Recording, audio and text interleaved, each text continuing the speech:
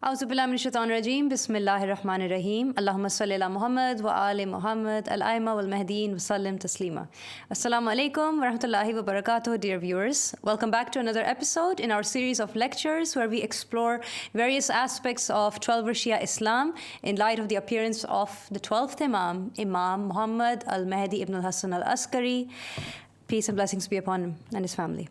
Now, in today's lecture, we're going to be continuing from some things that we mentioned in the previous lecture. Last time we were doing an episode, we talked about the location of the Holy Kaaba and the fact that history is not fully authentically recorded. And this is something that many people agree with. They agree that the history that we have today has been it has been infiltrated by different people, and different external sources have come in and added things, taken away things. And it's not a surprise when you look at the fact that historically we have records of narratives being burnt. We have records of the fact that historians were under deep scrutiny by the monarchs of the time, the caliphs of the time, and the fact that history was very carefully written down based on the narrative that people were supposed to be hearing or supposed to be knowing. So it's not a surprise that a lot of what we see in history is not fully authentic. This is not something that you find purely to do with the history of Islam. It's something that you generally do find through different parts of the world.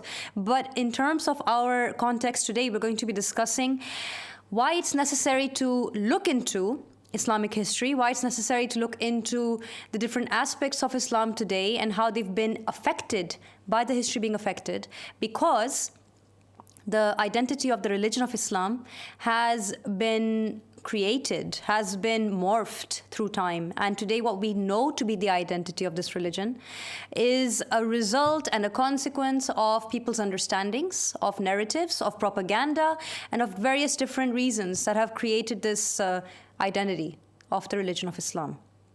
Last time we discussed the location of the Holy Kaaba. Today we're going to be discussing something else that has to do with the identity of Islam, and that's the calendar.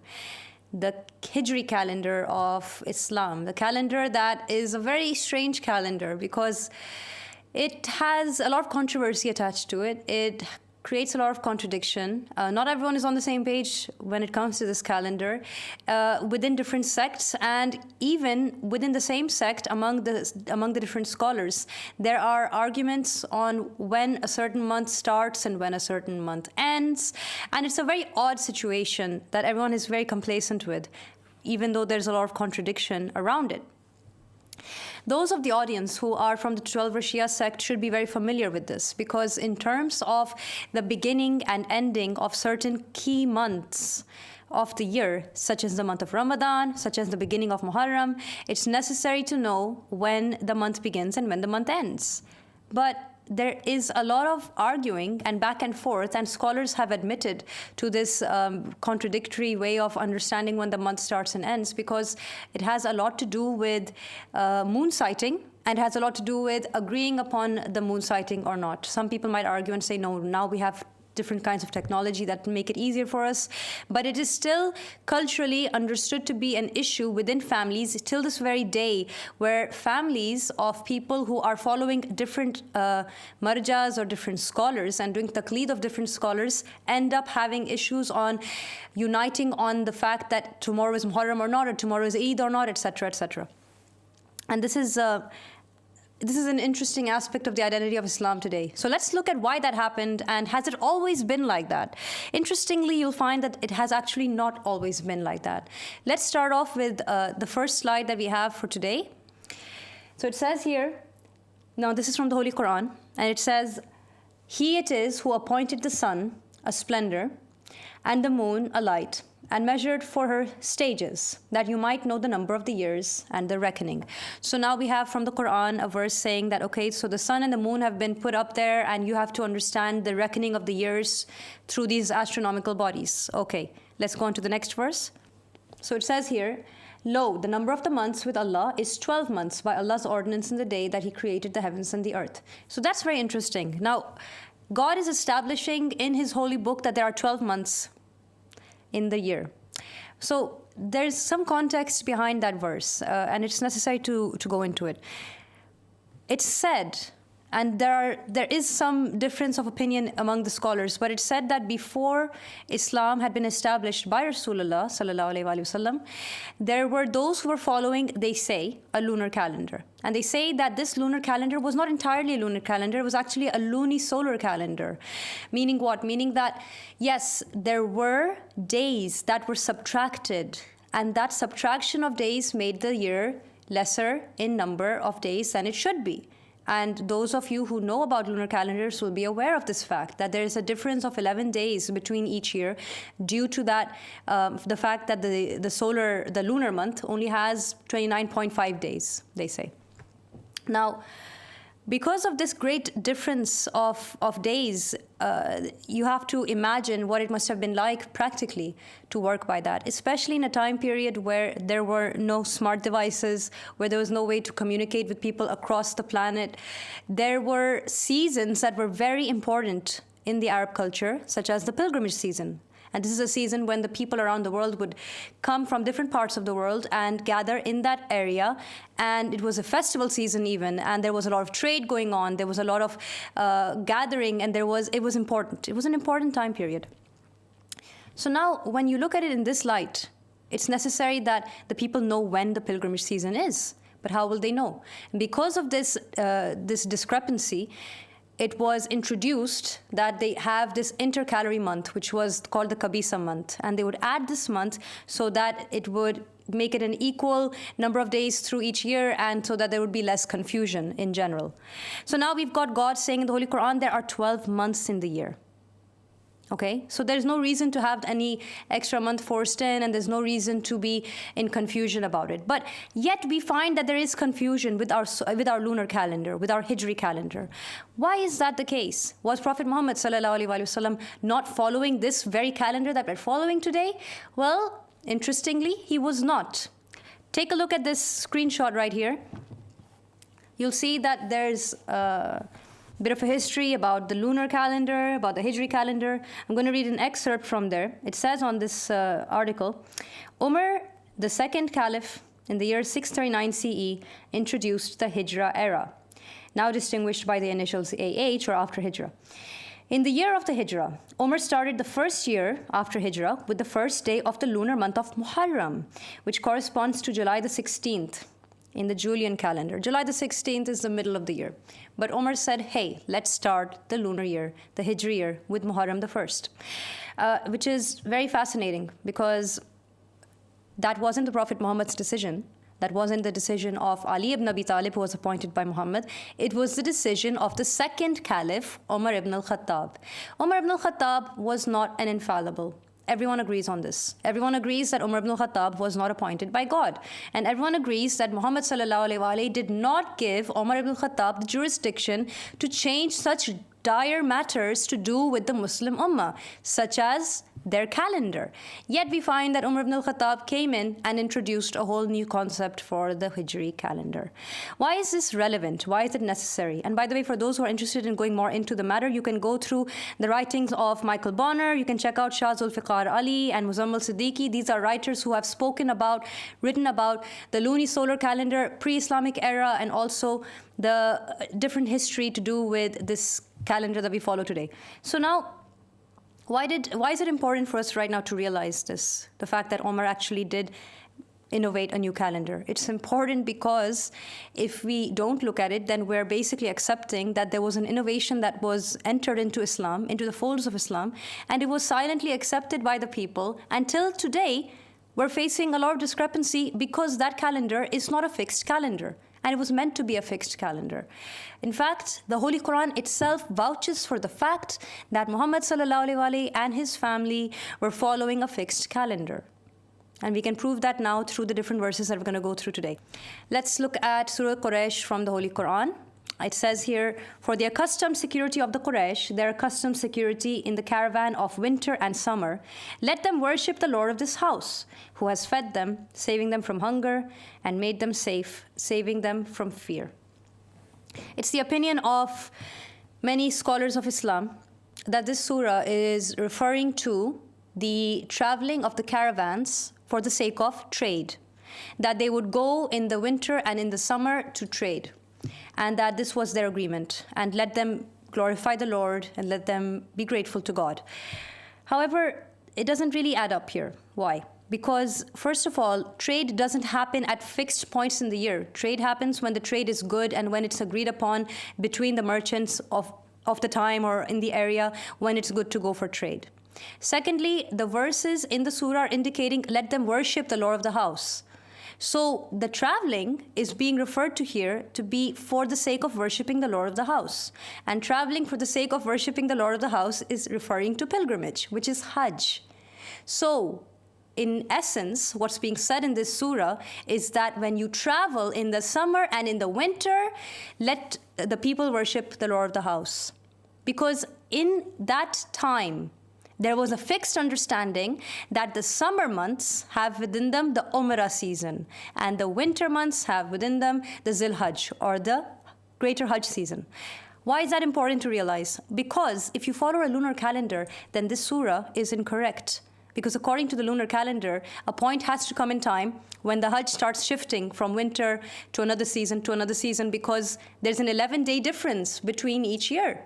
11 days get subtracted as time goes by, according to this lunar calendar that the Muslims are following in today's day and age.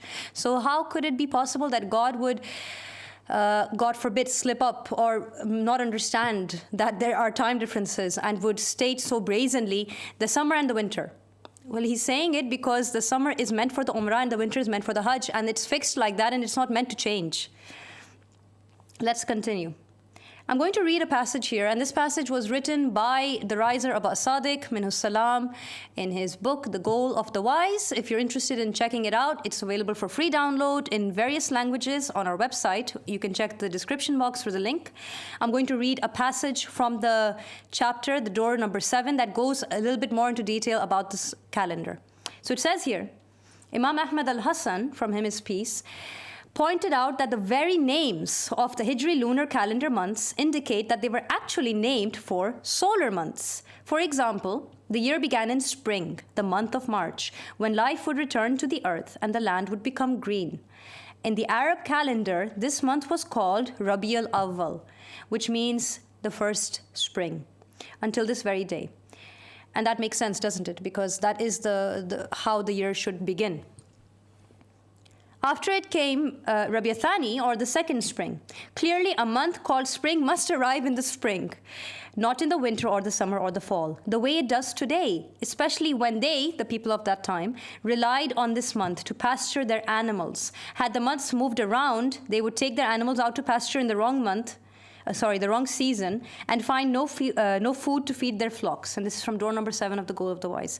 So how clear is that, and how obvious is that? If you have months that are named by their seasons, the only way, and this is agreed upon in general, and for those of you out there who are more skeptical, you can actually look this up, because this is something scholars agree upon. If you want a fixed seasonal time in the year, you have to follow a solar calendar. This is a global agreement and understanding. You cannot have a lunar calendar that has within it fixed seasons. So if the months themselves are named by season, like Rabi Al Awwal and Rabi Thani, then it is absolutely ludicrous to assume that they are based on a lunar calendar. It's scientifically completely inaccurate. Now, it's interesting that this happened. Please bear in mind, for those of the audience, again, who are of the 12 Shia faith, you are very, very staunch in your truthful agreement that Ali ibn Abi Talib was the chosen successor of Muhammad sallallahu alaihi wasallam. And please bear in mind that in a scenario where the Prophet's will is not accepted, where Ali ibn Abi Talib is usurped from the throne, and where the wrongful caliph is chosen by the people who was not appointed by God, then inevitably there will be discrepancy in the religion, and inevitably there will be confusion and chaos and discord. Perhaps the audience are wondering, well, the Imams were present. Why should we not go along as they did and stay silent? The truth of it is, the Imams were indeed present, and they were present and supporting the people in as much as their Shia were supporting them. When you find Ali ibn Abi Talib standing alone with not even 40 men to support him, then you have to ask yourselves, what kind of history have those who vouch to be the Shia of Ali set down for themselves on pen and paper? And you have to ask yourselves, what is it that will happen to rectify all of that which was wronged?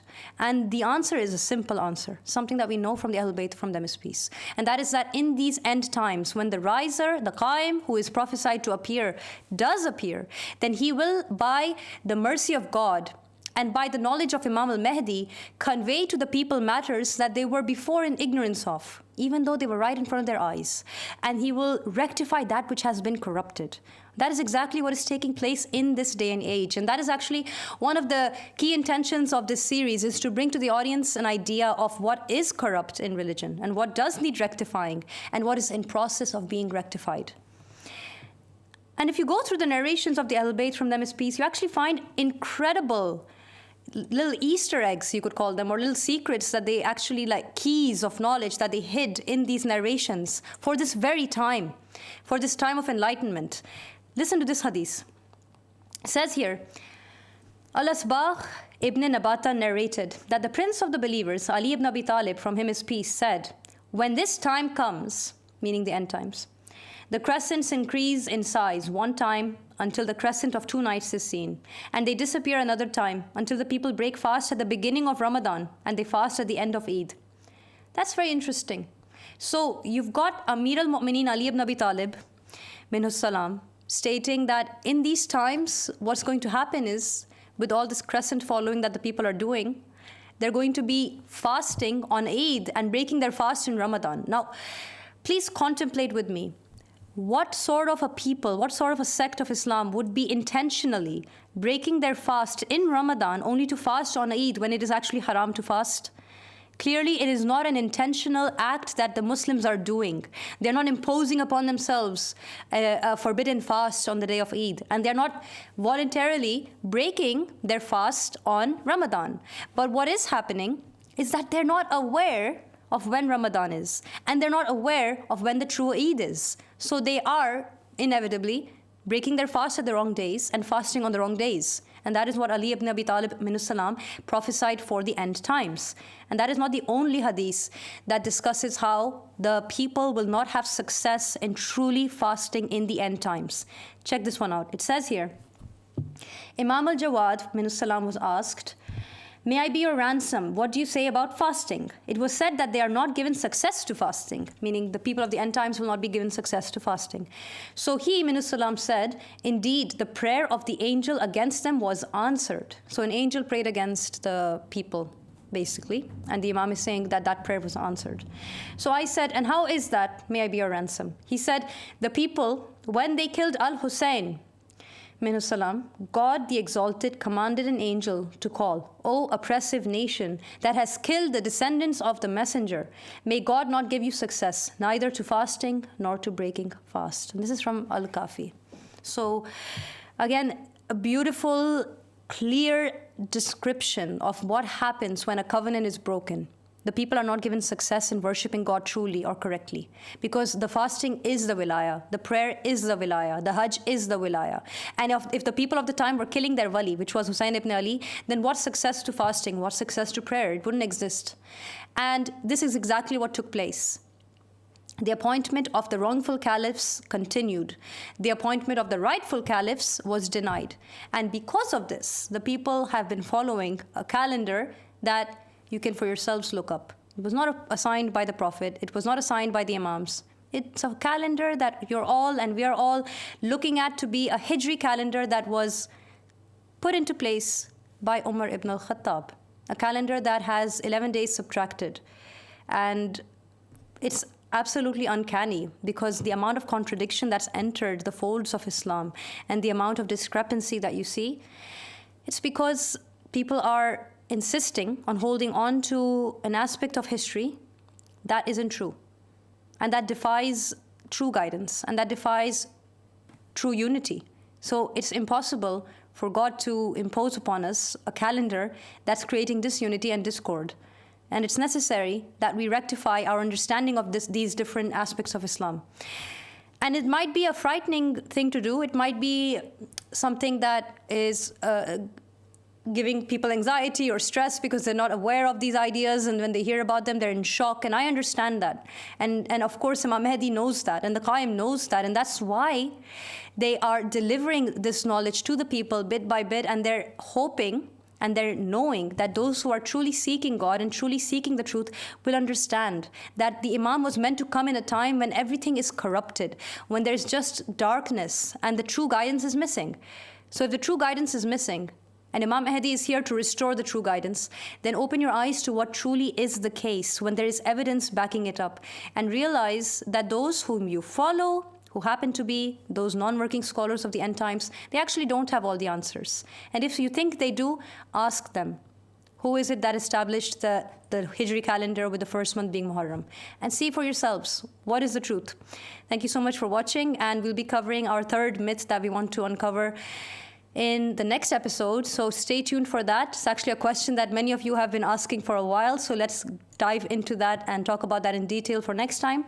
But until then, Assalamu alaikum wa rahmatullahi